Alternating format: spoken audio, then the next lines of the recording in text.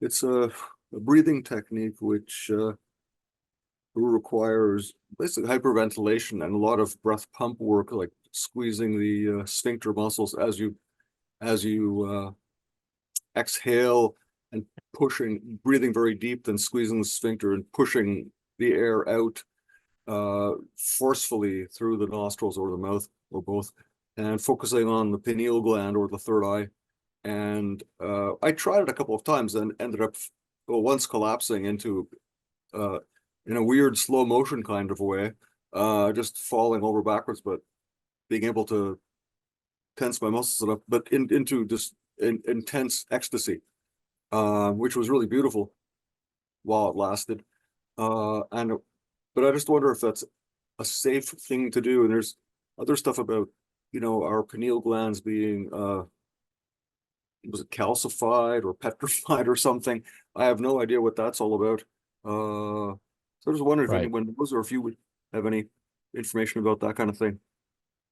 Yeah, interesting. So there's many different types of meditative practices to specifically work with the third eye, to draw energy up through breath work to visualization, through bandhas, flexing of the pelvic floor, the sphincter, whatever it may be. Um, Powerful, valid, real things. And they do have some significant energetic impacts on the system. However, it's important to understand that with the advent of even if we go so far as back as with the advent of the printing press, that changed the whole world, because now material that once had to be transmitted through spoken word can now be available to anybody. So just like these practices, they're now available to anybody. And they may work for some people if it's appropriate for them, but for a massive majority of people, it's not appropriate for them to engage in these very powerful practices. So they can cause a lot of energetic instability, disturbances, perhaps even some things that may look like, spiritual emergency or psychosis and whatnot.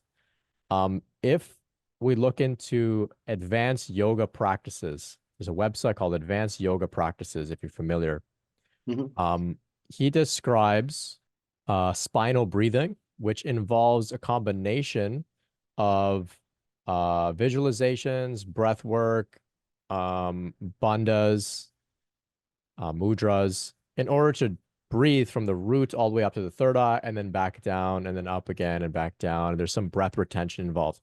However, even if we follow his model, I haven't looked at all of it. I just browsed it briefly at some point, but he has a buildup of like 100 lessons Mhm. and practices that we must go through step by step. And he says, if you're going to do, like, for example, one of those cycles, he gives like a specific regimen. He says, don't do too much. I'm not going to be accurate about the numbers, but he says maybe, for example, 2 or 3 times, don't push it. 2 or 3 times a day for example, 3 months. By the third month, then you can increase to say 5 to 7 times. So like I said, I'm making those numbers up. I don't exactly remember his specific protocols, but what I'm trying to say is that he lays it out in a way that's like sustainable and practical to, generally speaking, keep people safe.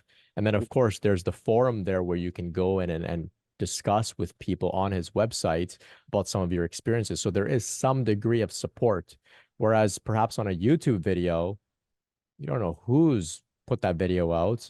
Maybe some of those videos have millions of views. Sometimes I see these videos and I'm like, millions of views. Like, man, I don't know, like few people must have got some profound benefits, but many people must just be like really, fried. So that's what I can say about that.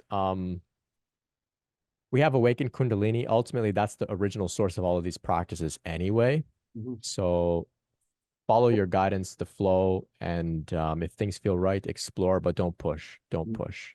You No. just have to be spontaneous. I thought that by pushing it a bit, by doing more, well, sometimes less is more. Uh, and it definitely wasn't. I think after trying it for a month or two, it kind of knocked me into a bad time. Right. Uh, there was one that I think it's it is in advanced yoga practice called spinal scrubbing, Hmm. which I found very helpful in terms of one, say you want to open your heart a bit more, you do this kind of breathing. I won't describe it now, but you know, and you basically scrub that, and with the intent to get rid of blockages by doing this very intense breathing, sort of a Bastrika type. Mhm. Anyhow, that was very helpful. I didn't have any ill effects from that, but like, yeah, there's some good stuff in those books as well. Those yoga, advanced yoga practice. Thank you. Yeah, oh, you're welcome, and thank you. Yeah, I liked what I read from their work, and I think it's like a full system.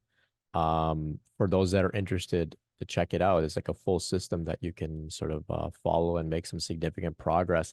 But that's the key thing, is it's a full system. So ideally, we don't want to pick and choose which practices to do, because we're maybe neglecting some of the earlier preliminary practices to ensure that we're safe. Fortunately, you know, some of the practices worked out for you, and that's great. But I think if some people practice like the scrubbing with the Bastrika that you mentioned, they may get, you know, completely off the rails. And so for some they work, for others it can be quite challenging. And that, like I said, is what makes things challenging with, you know, the ability for us to spread teachings and insights so far and wide, which is good, but discernment is key. So thanks, Tom. I appreciate it. Yeah, just to, like, I don't know, maybe the spinal scrubbing, when I got into a really bad time, which I'd never had before in 17 years, and anxiety has stayed with me this whole time since 2020, and I have to take medication for it now. That might have uh, opened up something that shouldn't have been opened up then, something I wasn't ready for, but I just wanted to clean myself out quickly. You know, I'm in a rush to enlightenment. Well, a dumb Yeah. idea. Live and learn. Yeah. Well, returning to the basic practices can help as well. That's what I like about Buddhism lately.